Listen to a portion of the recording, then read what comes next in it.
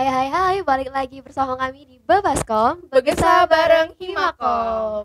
Nah, episode kali ini kita kedatangan tamu yang sangat spesial banget. Beliau ini adalah salah satu sutradara televisi. Siapa lagi kalau bukan Bapak Makmun Murad. Oke, terima kasih. Silakan Pak, perkenalan diri. Nama lengkap saya Makmun Murad, usia saya 50 tahun. Saat ini saya menjabat sebagai di TV ya, di TV pimpinan Sanggar Penyair Kertapati, kemudian penulis naskah dan sutradara beberapa serial di TV dan di RRI. Wow, Ya, oke. Keren banget ya, Ya. teman-teman. Bapak boleh nih sharing-sharing pengalamannya dan sudah berapa lama nih kira-kira Bapak menjadi sutradara TV?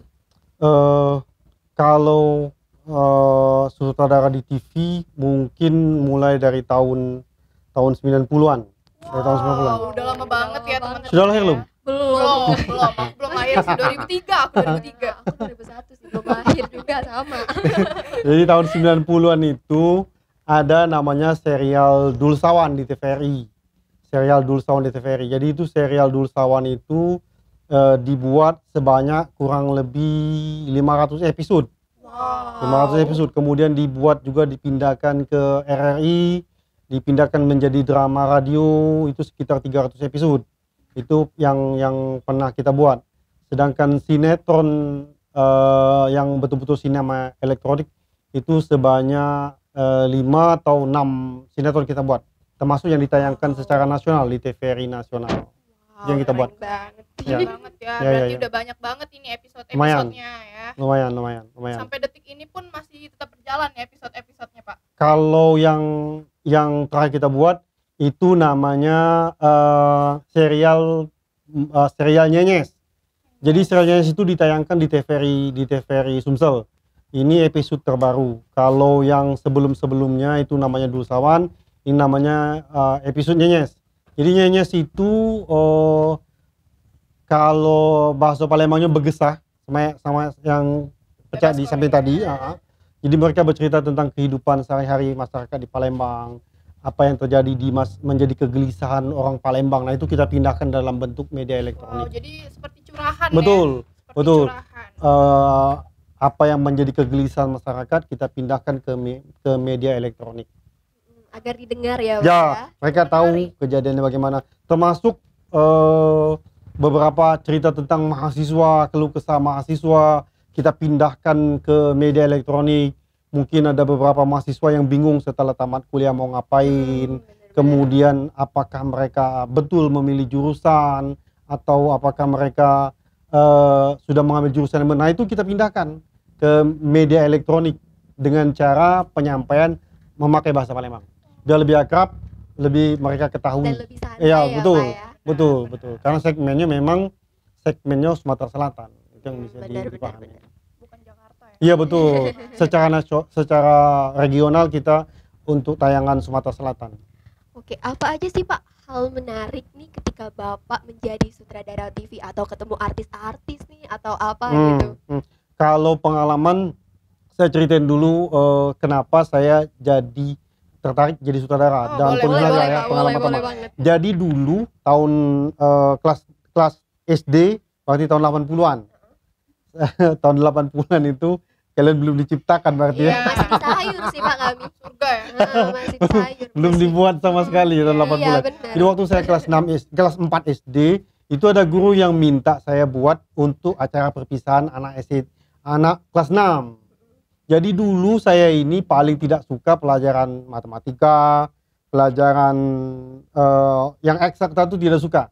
Sama Jadi sih, Pak. senangnya itu bahasa Indonesia, menggambar, Wow, yang easy ya. yang mudah-mudah. begitu seperti itu. Jadi kalau dulu ada pelajaran itu zaman-zaman dulu anak 4 SD bisa buat puisi yang cukup bagus itu agak aneh.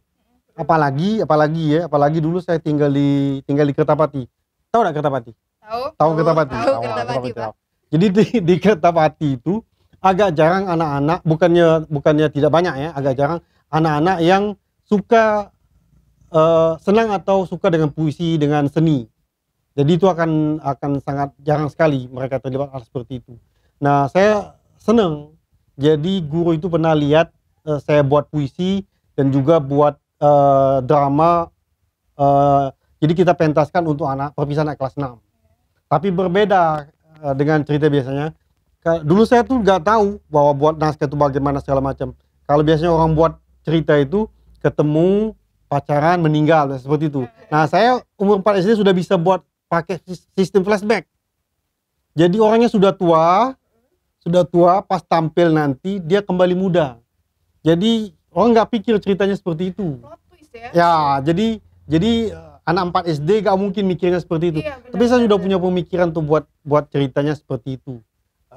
Tidak anti mainstream. Jadi jarang kita buat seperti itu. Nah, itulah yang menyebabkan kenapa saya tertarik untuk jadi sutradara. Nah, keunggulan atau manfaat bagi seseorang yang tertarik dengan sutradara. Jadi hidup kita ini kan banyak yang mempengaruhi. Jadi kalau kita mau membuat sesuatu, mengarahkan sesuatu itu, atau kita pengen terlibat sesuatu, yang paling enak itu adalah jadi sutradara atau mengarahkan sesuatu. Karena pengertian sutradara itu secara etimologi adalah mengarahkan atau memproduksi produksi naskah, baik secara teknis maupun produksi. Jadi itu sudah berbentuk sebuah materi acara.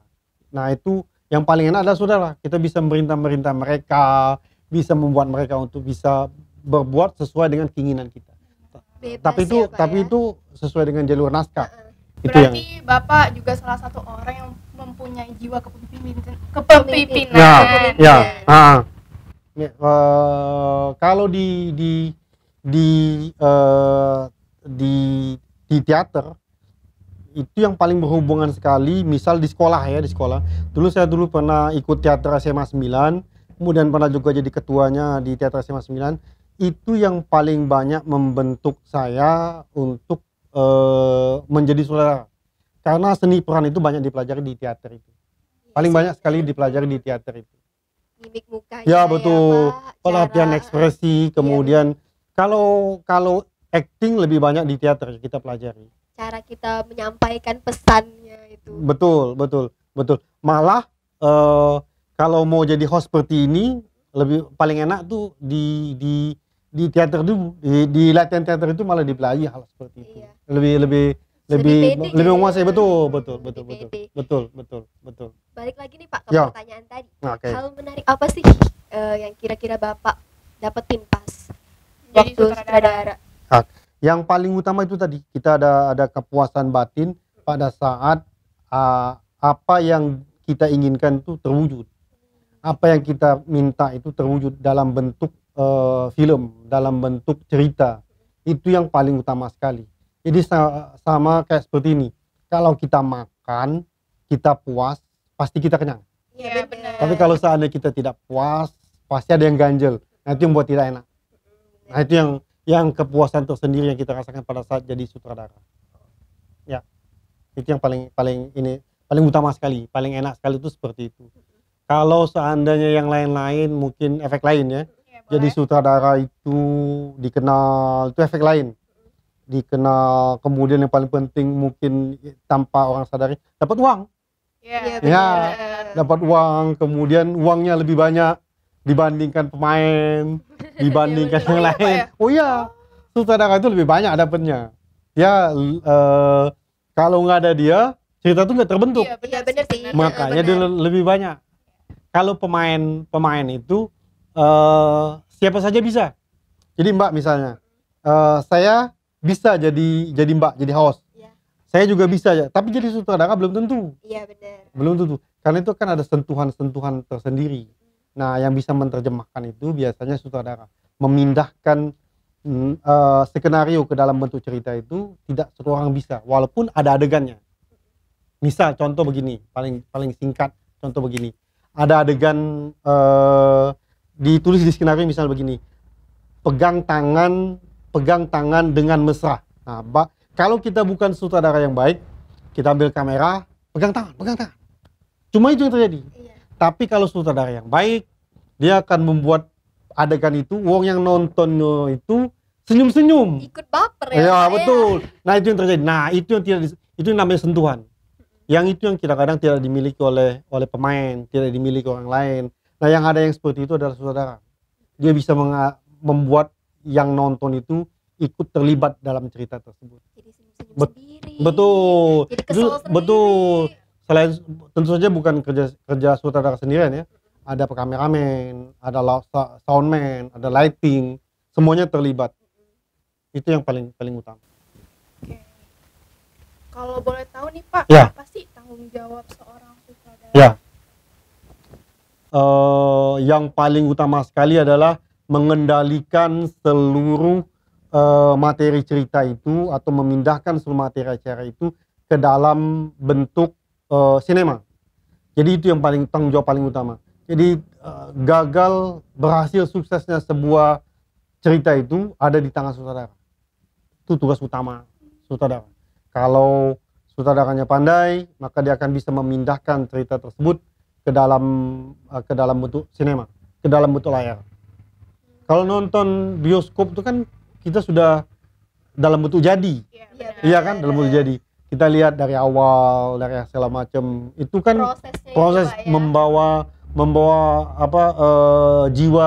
jiwa penonton ke dalam film itu. Nah, itu tugas sutradara. Bagaimana mereka ikut terlibat di dalam cerita tersebut. Nih Pak. Ya. Di dalam itu pasti ada naskah. Betul. Nah, itu naskah itu dipercayakan seluruhnya sepenuhnya ke kreatif dan produser atau ada pengecekan ulang lagi nih? Kalau biasa kan ada biasanya penulis naskah tersendiri. Ada penulis naskah tersendiri. Nah, kalau di dalam pembuatan film atau pembuatan sinetron segala macam, biasanya ada tim. Nah, tim inilah yang menganalisa naskah ini apakah layak diproduksi atau tidak. Kemudian naskah ini akan dibedah ulang, dibuat. Jadi jangan salah pemikiran. Beda naskah dengan skenario itu berbeda. Naskah dengan skenario itu berbeda. Naskah itu masih dalam bentuk mentah. Misalnya ceritanya begini itu naskah. Jadi dalam bentuk mentah, masih dalam bentuk mentah. Itu naskah. Tapi kalau sudah dalam bentuk skenario berbeda. Misalnya begini, di skenario Mbak namanya siapa? Ara. Nah, si Ara misalnya berteman dengan Mbak Nana. Di dalam cerita tersebut ditulis di naskah Ara dan Nana berteman, mereka lagi berjalan menuju ke depan pintu. Itu naskah. Tapi kalau di skenario sudah ada dalam bentuk kameranya. Kamera follow Ara. Ara melihat Nana. Kamera full shot.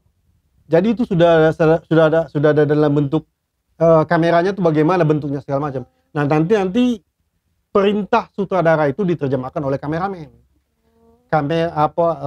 Nana memegang tangan Lara, kamera full shot, memindahkan itu ke situ. Nah, seperti itu. Jadi sutradara tinggal mengarahkan kameramen supaya menerjemahkan keinginan sutradara. Seperti itu. Jadi beda naskah. Jangan orang suka salah sebut. Naskah itu berbeda dengan skenario. Atau kalau di bahasa Inggrisnya script, ya itu berbeda sekali. Naskah itu masih dalam bentuk mentah. Malah skenario itu bisa sampai ratusan halaman.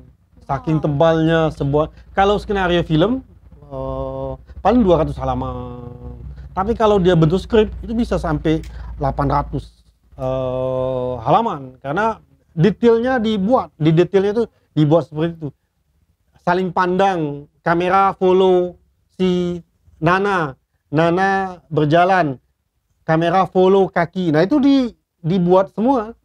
Nah, tugas saudara adalah menerjemahkan keinginan naskah tersebut sehingga menjadi lebih baik. Jadi nggak gampang-gampang bener yang dalam benak kita itu enggak seperti itu enggak.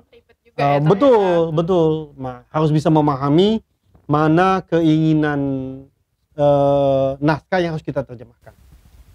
Kalau menjadi sutradara nih kira-kira ada asistennya nggak yang dekat sama Bapak gitu? Harusnya seperti itu. Harusnya bisanya seperti itu.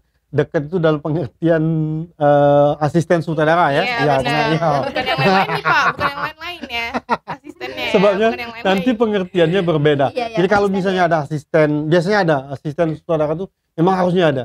Jadi begini, kadang-kadang sutradara itu ada hal-hal yang tidak detail. Bagusnya dia detail. Biasanya detail seperti ini. Jadi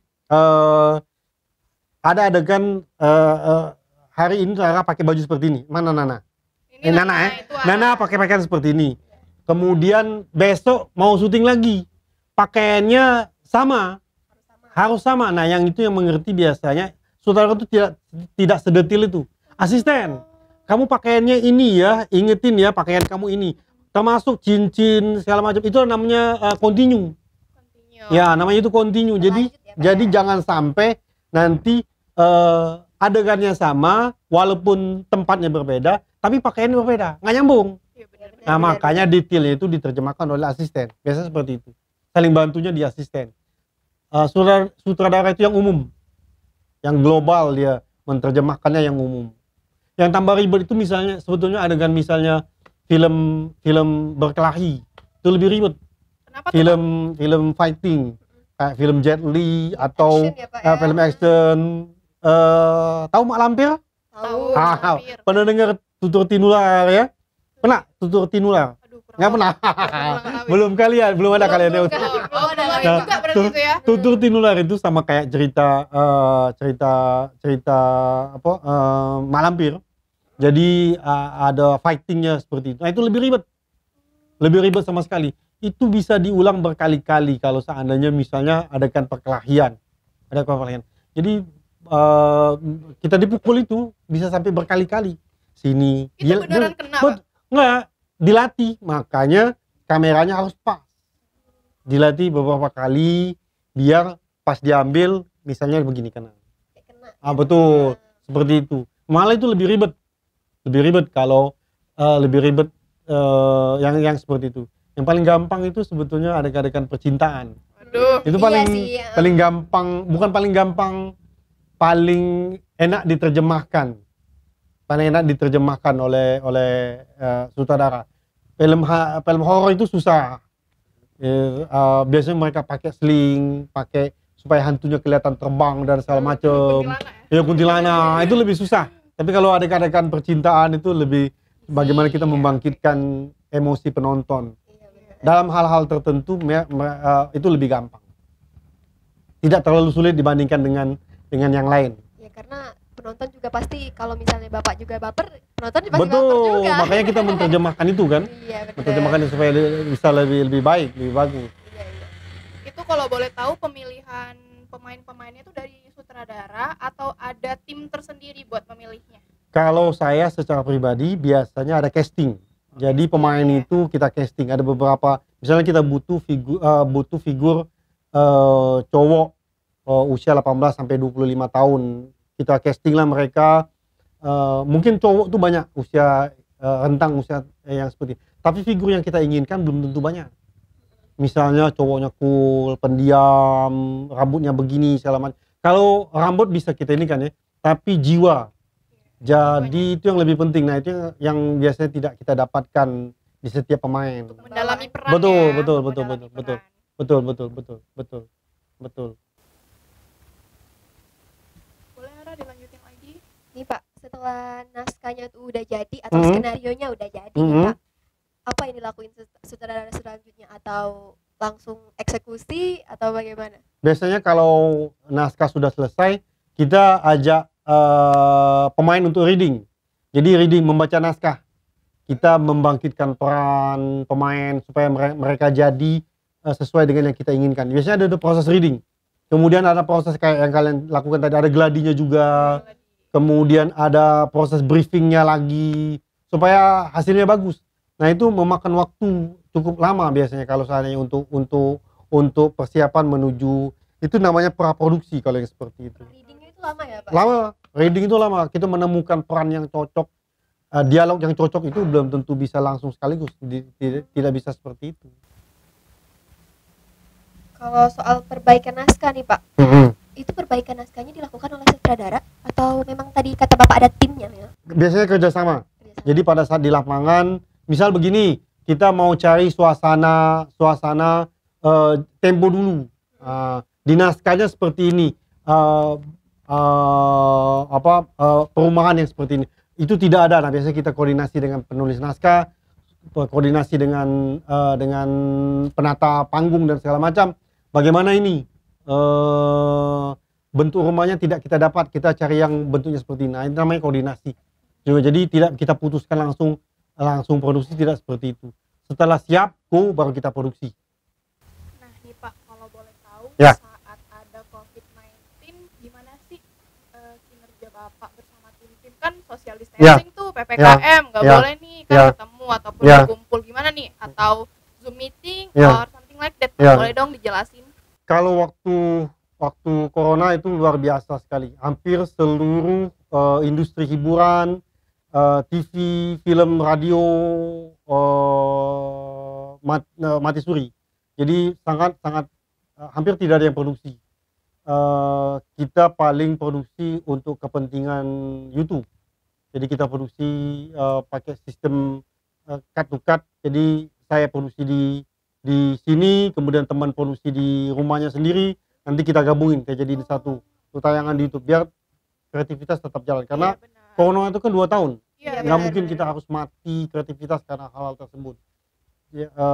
Jadi prinsipnya selama kita melihat penghalang itu jadi penghalang, dia akan tetap jadi penghalang. Tapi kalau kita melihat penghalang itu jadi peluang, maka penghalang itu akan jadi peluang buat kita. Bergantung betul-betul mindset kita. Manusia ini bergantung dengan mindset. Kalau pemikiran kita selalu melihat masalah itu jadi beban, maka dia akan jadi beban. Tapi kalau seandainya kita melihat masalah itu sebuah peluang, dia akan jadi peluang. Contoh seperti ini. Banyak orang berpikiran tentang corona itu bahwa ini suatu masalah. Tapi berapa banyak industri yang tumbuh, misalnya kesehatan, masker. Dulu kan nggak ada orang pakai masker. Itu kan industri, iya kan? Berapa banyak orang yang akhirnya dapat uang dari masker. Kemudian hand sanitizer, itu kan beberapa orang yang bisa menciptakan peluang di antara masalah. Nah, jadi betul-betul kita ini bergantung dengan mindset, pola pikir kita. Kalau kita melihat masa depan itu baik, kemudian selalu kita ucapkan dengan positif, maka yang kita serap adalah energi positif. Energinya adalah energi positif. Tapi kalau yang kita serap adalah energi negatif, selamanya akan seperti itu. Contoh, Nana ada yang mendekati, ya, ada yang mendekati Nana segala macam. Kalau Nana lihat, wong ini awak jahat, pakai apa segala macam. Nana berpikir seperti itu, yang Nana terima akan negatif. Tapi kalau seandainya Nana berpikir positif, orang yang tadi mendekati Nana, cobalah untuk berpikir, dia ini baik, dia ingin bantu Nana, dia segala macam. Jadi ada energi yang Nana tularkan kepada orang tersebut. Nah itu coba lihat sendiri buktinya, orang-orang yang selalu berpikiran positif. Tapi kalau kita selalu berpikiran negatif, hasilnya juga negatif. Kalaupun perlu kita laksanakan, maka yang kita perlu laksanakan adalah waspada. Bukan selalu berpikiran negatif. Waspada itu perlu, tapi jangan berpikiran negatif. Itu. Oke Pak, ya. ada yang bisa nggak Bapak sampaikan kesan dan pesan ini untuk para orang-orang di luar sana nih atau penonton kita YouTube Bioskop ini yang mau juga jadi sutradara sama kayak Bapak. Oke. Buat kawan-kawan, kalau muda yang pengen jadi sutradara, kalau misalnya ada beberapa hal yang perlu kita waspadai dan kita ketahui. Saya ingin cerita dulu bahwa saya ini tidak pernah belajar atau secara akademis menjadi sutradara. Nggak pernah. Saya nggak pernah di IKJ, nggak pernah belajar penyutradaraan, nggak pernah seperti itu. Yang saya lakukan adalah belajar melalui YouTube, belajar melalui buku. Banyak hal yang harus bisa kita gali, walaupun kita punya banyak kekurangan. Jangan pernah jadikan kekurangan kita itu hambatan. Saya mengerti bagaimana cara menulis skenario, bagaimana memindahkan naskah menjadi skenario, walaupun saya tidak pernah kuliah di jurusan penyutradaraan ataupun di pembuatan naskah. Tapi saya mengerti bagaimana cara membuat itu menjadi lebih baik. Karena saya mau belajar. Saya ikuti teman, saya belajar dari teman, saya belajar dari YouTube. Karena banyak juga orang sutradara yang terkenal ternyata tidak pernah kuliah di jurusan sesuai dengan acting. Kenal dengan Mr. Bean? Pernah lihat Mr. Bean? Coba lihat, coba lihat, pernah nggak dia sekolah acting? Nggak pernah. Rowan Atkinson nggak pernah kuliah acting, nggak pernah dan segala macam. Atau kalau itu kejauhan, oke, itu kejauhan. Kalau Reza Rahardian memang dia sekolah dan segala macam. Tapi pernah tahu nama Dian Sastro? Iya tahu. Nggak, Dian Sastro. Coba lihat, atau Nicholas Saputra. Coba lihat, baca biodata. Apakah dia kuliah acting? Apakah dia belajar secara sungguh-sungguh, secara akademis? Kan enggak. Tapi mereka belajar melalui otodidak, belajar dengan teman, bertanya dan segala macam, sehingga mereka banyak pengetahuan. Jangan jadikan hambatan kalian, kekurangan kalian untuk tidak maju, tapi jadikanlah itu peluang, sehingga kalian bisa menangkap peluang di depan mata kalian. Yang penting sih niat awalnya Betul. itu, Pak, ya. Betul, di mana ada jalan, di mana ada kesempatan, pasti ada jalan. Iya. Kalau kita mau, pasti ada hal-hal tertentu yang bisa kita lakukan. Oke nih Pak, kasih tahu dong ke teman-teman kita yang nonton juga, Bapak ada media sosial Banyak. nggak nih? Banyak ya. Kalau yang pribadi, ya. kalau yang pribadi FB sama IG saya itu nama saya Makmun Murad. Tapi kalau karya saya, puisi, kemudian cuplikan-cuplikan film yang saya buat itu banyak di TikTok. Namanya Penyair Kertapati. Wow. Penyair Kertapati. Hits banget kayaknya. Ya, Jangan Penyair lupa di Kertapati. follow ya Iya, teman-teman. teman-teman. Tapi jangan berharap saya joget-joget begini, nggak ada. Jangan berharap saya joget-joget, nggak ada. Nggak ada Pak ya. Saya nggak pernah joget-joget, nggak ada pargoy di situ. Oke nih, Oke. buat teman-teman jangan lupa juga like, comment, dan subscribe channel kita Babaskom, dan jangan lupa follow Instagram kita @himakomstj. Nah Pak, nanti aku bilang Babaskom, Bapak bilang Babaskom, Ya. kita bilang Begesah bareng Himakom. Ya. Nanti Bebaskom, Begesah bareng Himakom. Himakom. Bangga berkomunikasi. Makasih Makasih, Pak. Pak. Sama-sama.